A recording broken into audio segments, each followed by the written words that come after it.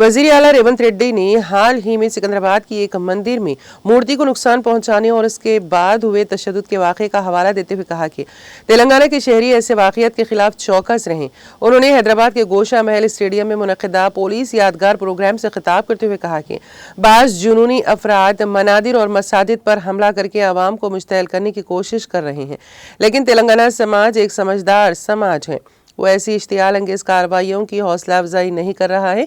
ऐसे अफराद पर काबू पाने के लिए समाज तेलंगाना हुकूमत को मुकम्मल ताउन फराहम कर रहा है।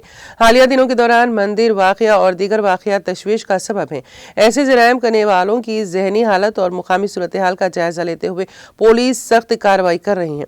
ऐसे जराइम में मुलविस अफराद को गिरफ्तार करते हुए ऐसी हरकतें करने वालों को सख्त सजा दी जाएगी। वो इस प्लेटफॉर्म से तेलंगाना के आवाम से ये कहना चाहते हैं कि बाज़ अफराद इन जैसी सोच रखने वाले समाज के लिए नुकसानदेह हैं। उनके खिलाफ फौरी कार्रवाई की ज़रूरत है। ऐसे अफराद के खिलाफ हुकूमत की सख्त कार्रवाई के लिए ताउन किया जाए। अगर इस ताल्लुक से पुलिस की तवज्जो दिलाई जाए तो पुलिस कार्रवाई करने के लिए तैयार है।